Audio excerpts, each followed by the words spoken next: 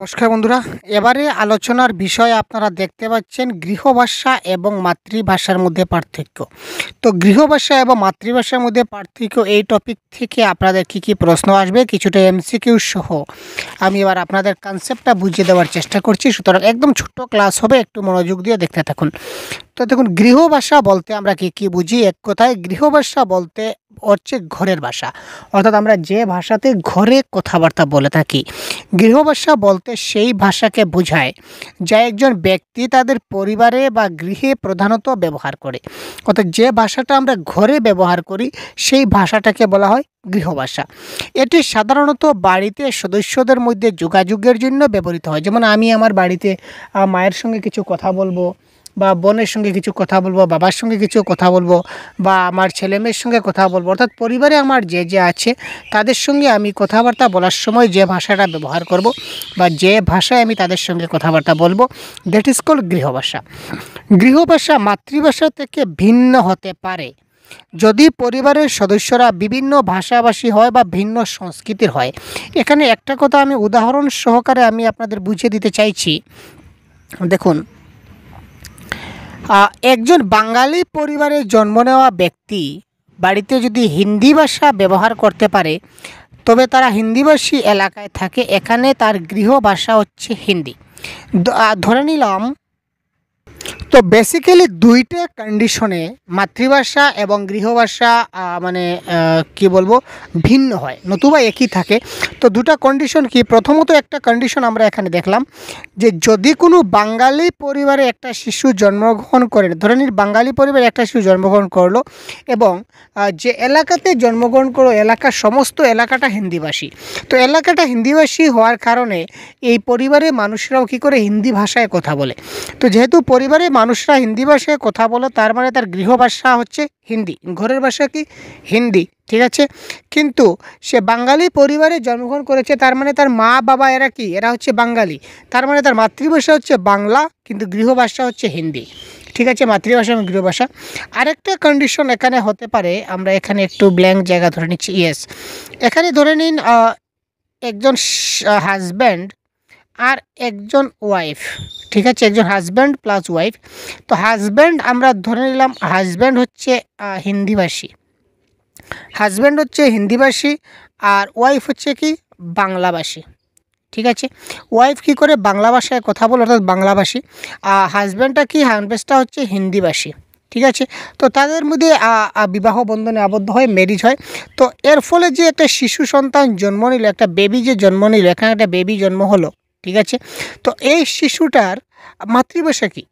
মাতৃভাষা হচ্ছে বাংলা, কারণ তার মায়ের ভাষা কি, মায়ের ভাষা হচ্ছে বাংলা, এটা তার মা, তাই তো। এটা যদি ওয়াইফ হয়, এটা হাজব্যান্ড হয়, তাহলে এই শিশুটার মা হবে এইটা, ঠিক আছে। তো মায়ের মাতৃভাষা কি, মায়ের মাতৃভাষা হচ্ছে বাংলা, তার মানে ওই শিশুটার মাতৃভাষা কি, মাতৃভাষা হচ্ছে বাংলা। কিন্তু এই শিশুটার গৃহভাষা কি? অর্থাৎ যেহেতু এই মহিলাটি বিয়ের পর স্বামীর বাড়িতে চলে আসলো, তার মানে স্বামীর বাড়িতে চলে আসলো, তার মানে তারা পরিবারে যে কথাবার্তা বলে, কথাবার্তা তারা কোন ভাষায় কথা বলে? সবাইকে হিন্দি ভাষায় কথা বলে। তার মানে তার ঘরের ভাষা কি, ঘরের ভাষা হচ্ছে হিন্দি। আর এই শিশুটার ঘরের ভাষা কী দাঁড়ালো? হিন্দি ভাষা। আর মাতৃভাষা কী দাঁড়ালো? বাংলা ভাষা। আশা করি বুঝতে পারছেন। যদি বুঝতে না পারেন তাহলে বলবেন, বা ভিডিওটা স্কিপ করে একটু দেখে নিলে বুঝে নিতে পারবেন। এই হচ্ছে মূল ডিফারেন্স, ঠিক আছে। তারপর এবার দেখি আমরা মাতৃভাষা কি।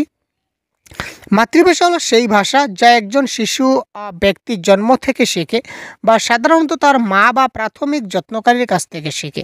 অর্থাৎ জন্মের পরেও সে যে ভাষা পায়, অর্থাৎ তার মা যে ভাষায় থাকে, যে তার মা যে ভাষায় কথা বলে, তো মায়ের ভাষা, এক কথায় মায়ের ভাষাই মাতৃভাষা, আর কিছু দেখার দরকার নেই, ঠিক আছে। মায়ের ভাষা স্কুল মাতৃভাষা। তো মূল মাতৃভাষা এবং গৃহভাষার মধ্যে মূল পার্থক্য আমরা কোথায় দেখতে পাই? বেশ কয়েকটা আমি আগে প্রথমত দুটা লক্ষণ দেখিয়ে দিলাম, আরেকটা আমি দেখিয়ে দিই। যেমন পরিবেশ। গৃহভাষা পরিবারে ব্যবহৃত ভাষা, যেখানে মাতৃভাষা ব্যক্তির জন্মগত বা প্রথম শেখা ভাষা।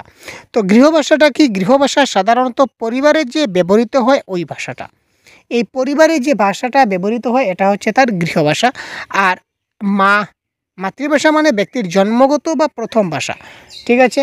একটা শিশু জন্ম হওয়ার পরেই যে ভাষাটা পায় দ্যাট ইজ কল্ড মাতৃভাষা। অর্থাৎ জন্মের পরেও দেখা গেল যে সে কি মায়ের কাছে থাকলো কিছুদিন, মাতৃভাষা শিখলো, তারপর সে পরিবারের সঙ্গে বড় হয়ে যেত, তারপর দেখলো যে পরিবারের সবাই অন্য ভাষায় কথা বলে, তার মানে গৃহভাষা হচ্ছে তার আলাদা থাকবে এবং মাতৃভাষা আলাদা থাকবে।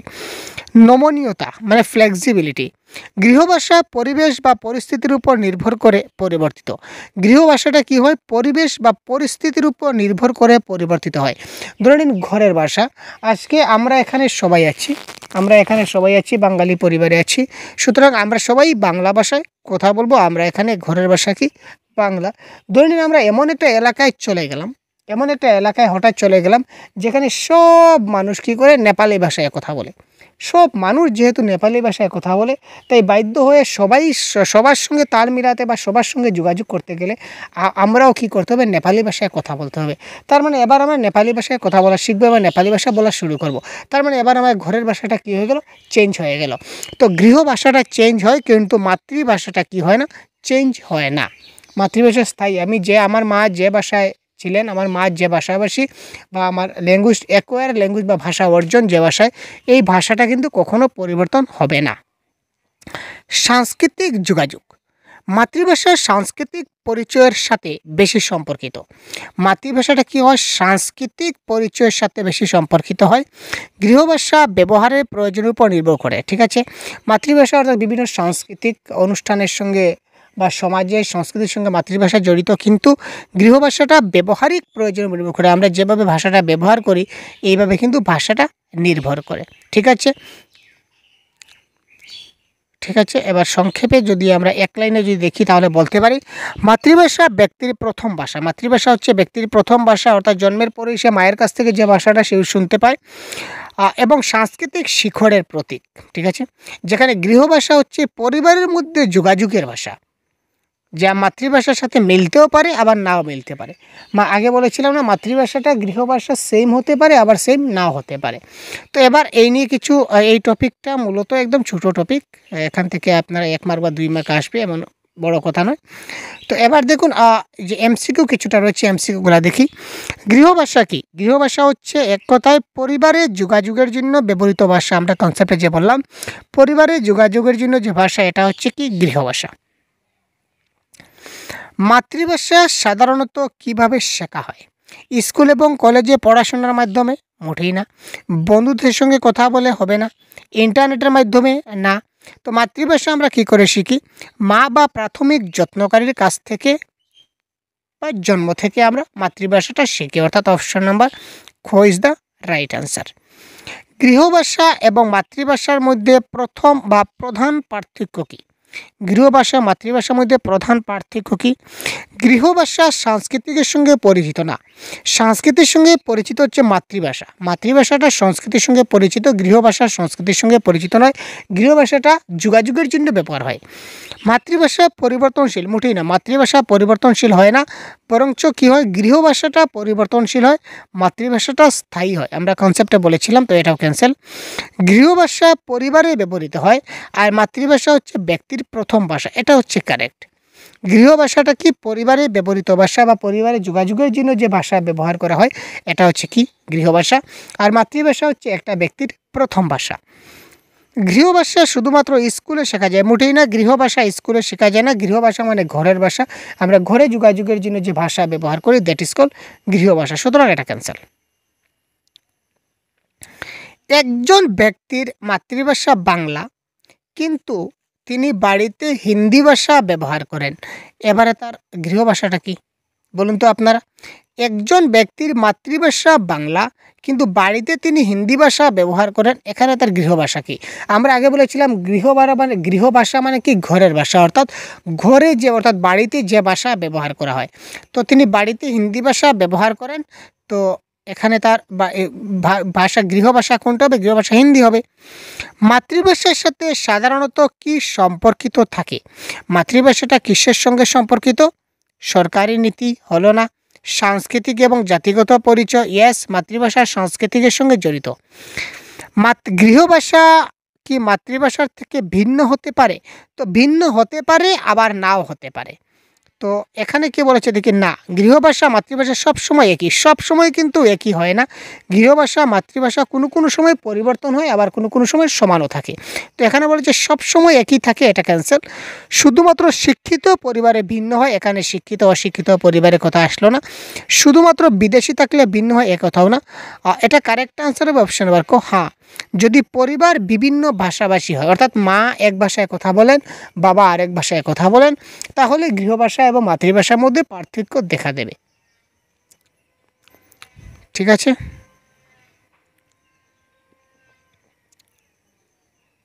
তারপর হচ্ছে কোয়েশ্চেন নাম্বার 7।